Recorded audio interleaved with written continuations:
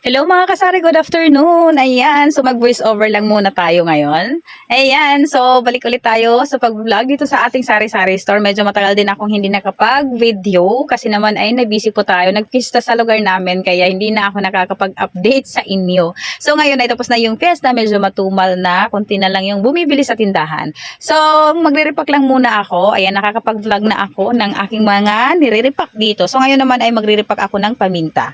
And ayan, 1.5 yung ginagamit ko na plastic dito. And may tinda ako niyan, 10 pesos ang bintahan ko ng 1.5 by 10.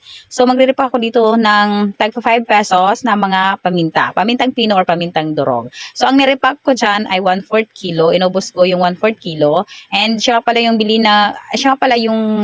paminta sa lugar namin ay 380 ang isang kilo. So ang 1/4 ay pumapatak siya na 95 pesos at additional na 10 pesos sa plastic. So may bali 105 yung natin diyan. 105 yung kapital ko sa paminta. So mamaya ire-repack ko yan lahat, tapos mamaya bibilangin natin kung magkano ba lahat na repack.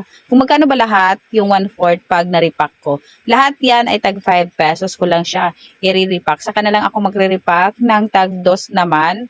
Pero yan ako, ihiwalay ko na lang yung video ng tag 2. Okay, so ayan, i-repack ko muna yan lahat, tapos babalik ako mamaya pagdating. So ayan mga kasari, so tapos na ako mag-repack ng mga paminta. So ayan na lahat yung na-repack natin na paminta. Di ko alam kung medyo maingay yung background natin kasi medyo naulan at parang may nagwi-welding. So ayan yung na-repack natin. Ayan, nagre-repack din ako ng chlorine kasi may nag-order sa akin ng chlorine na 50 pesos. Medyo nakaka-repack na po ako ngayon, pa konti-konti kasi dati di ako makapag-repack kasi nga medyo nabibisi tayo at hindi nga ako nakakapag-vlog kung ano yung mga ginagawa ko dito sa tindahan. So ngayon, na medyo matumal ng konti, so nakakapag-repack-repack na tayo at nakakapag-video-video na tayo. So ayun pala yung na-repack ko dyan, 1/4 kilo na paminta, yan pala lahat ay 270 pesos at yung puhunan ko ay 105. So, ayan, makita ako na 165 sa 1/4 kilo na paminta. Ang bintahan ko rin yan ay 5 pesos lang dito sa tindahan. So, hindi na masama at may 165 tayo kasi, di ba, ano lang naman, pag may free time lang naman tayo, nagre-repack kung walang masyado nabili, di ba, kaysa naman tunganga tayo. So, why not mag-repack na tayo para may mga income naman tayo kahit papaano. Yung mga repacking, medyo dyan tayo kumikita sa mga repack-repack na yan.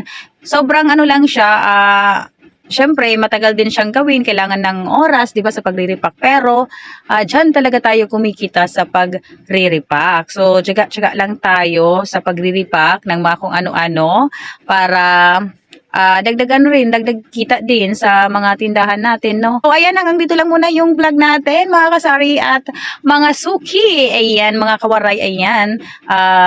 Maraming salamat sa panonood ninyo ng mga video ko. Ayan, sana suportahan ninyo yung aking mga video at yung aking channel. Ayan, and so, ayan, maupay na kulog pa yung atanan. Bye-bye. Thank you for watching.